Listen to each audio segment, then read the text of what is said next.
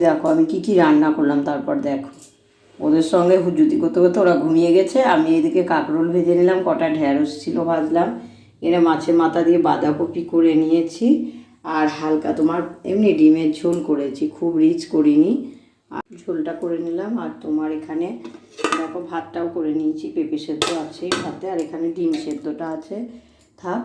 আর এবার আমি অন্য কাজে মানে স্কুলে যাব, তারপরে এসে চান পুজো করে তারপরে আমি খাবো টিফিন, এখন দেরি হবে টিফিন খেতে, কিছু করার নেই। ঢাকা দিয়ে দিলাম এগুলো। তোমরা কি করছো বলো? আজকাল আমি রান্না করবো না, এমনি শশা স্যালাড এগুলো কাটবো।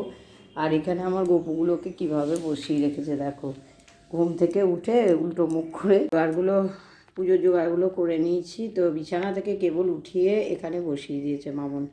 আমি তো এখন ছোবো না, কারণ হচ্ছে আমি চান টান করবো এসে, তারপরে পুজো করব। ওখানে ছোট্ট গোপালটাকে বসিয়ে দিয়েছে, আর এখানে বড় গোপালটা বসে আছে। তো দেখো আজকে আমি সারাদিন কী কী কাজগুলো করি তোমাদের সাথে দেখাচ্ছি ভিডিওর মাধ্যমে। তো আমি এখন বেরোচ্ছি, টাটা, পরে আসছি আবার। দেখো আমার পুজোটা এখন শেষ হলো, 1:30 বেজে গেছে মোটামুটি। তো এইমাত্র বৃহস্পতিবারে পুজোটা করলাম, শরীরটা ভালো নেই তো ওই কারণে দেরি করে করেছি, শুধু শুয়ে পড়ছি। তাও রান্না পুজো এইমাত্র আমার শেষ হলো। তো যাই হোক বন্ধুরা, তোমরা কি করছো বলো? আজকে আমি কোনো ভিডিও দিতে পারিনি, সকাল থেকে একটাই দিয়েছিলাম, তো শরীরটা ভালো নেই ওই কারণে। তো দেখো আমি কি কি কাজগুলো করলাম আর কি। এই দেখো এতক্ষণে বসলাম জানো, এইমাত্র তোমার পুজো শেষ হলো, রান্নাবান্না শেষ হয়েছে, শরীর খারাপ তো তা কী করবো আর, ওই জন্য এইমাত্র এই তোমার চান টান করে পুজো দিলাম। পুজো দেওয়ার পর অর্ধেকটা কাজ পুজোর জোগাড় করে রেখেছিলাম সকালবেলায়, তো এখন কমপ্লিট করে এইমাত্র বসলাম, একটু যেন হাঁপিয়ে গেছি কাজ করতে করতে। তার মধ্যে তো শরীর পায়ে খুব ব্যথা গো, পায়ে গোড়ালিতে, ওটা জন্য হাঁটতে পারছি না, সারা রাত ঘুম হয়নি। তো দেখি যাবো ডাক্তারের কাছে, চোখ মুখ করে আমার কালকে রাত্রে একদম ঘুম হয়নি জানো তো। তো তোমরা কী করছো বলো? আমি তো বাইরে কাজে যেতে পারলাম না, পা ফেলতেই পারছি না, পায়ে এত যন্ত্রণা।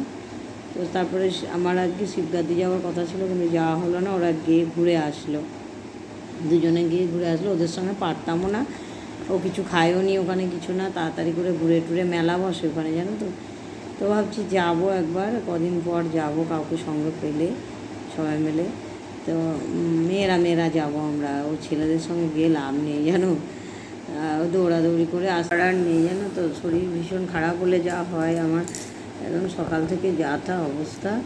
তো কী করব, সবাই ঘুমাচ্ছে যে যার মতন, সব ভোরে উঠেছে যে যার ঘরে ঘুমাচ্ছে, আমি কী করবো, বাইরে বারান্দায় বসে আছি। হ্যাঁ তা, আর এখানে আমার বাচ্চাগুলোও বসে আছে জানো।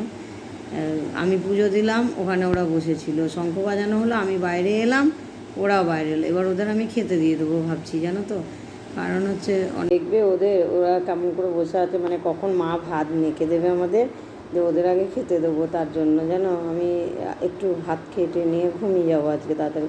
আর না প্রচণ্ড ঘাম হচ্ছে, শরীরটা খুব দুর্বল জানো, ওই কারণে না কি জানি না। তো যাবো ডাক্তারের কাছে, এবার মনে হচ্ছে আর পায়ে ব্যথা নিয়ে খুব ভুগছি গো। তো ওদের দেখে নিতে পারো একটুখানি, ওরা কি করছে। একজন তো, একজনকে দেখো রাগের চোটে ভাত দিয়ে নিয়ে শুয়ে পড়েছে এখানে, ওর জানে যে এটা ওর টাওয়েল, ওটাই শুয়ে পড়েছে। আর একজন দেখো ভাতের কাছেই ওই থালে কিন্তু ভাত চাপা দেওয়া আছে, হ্যাঁ ভাতটা একটু ঠান্ডাই করতে দিয়েছি, ওদের তো খেতে দিয়ে দেবো। এবার আমি এই দেখো ভাতের থালের দিকে তাকিয়ে আছে, আহারে এবার খেতে দিয়ে দিই ওদের। তো দই দিয়ে ভাত মাখিয়ে দেবো, একটু মাছে মাথা দিয়ে দেবো, দুই রকম দিয়েই দেবো। তো টাটা সবাইকে, দেখো আমি কি সকাল থেকে করেছি, আর আমার শরীরটা খুব খারাপ গো। তো ওকে আমি খেতে দিই, এই বাবু।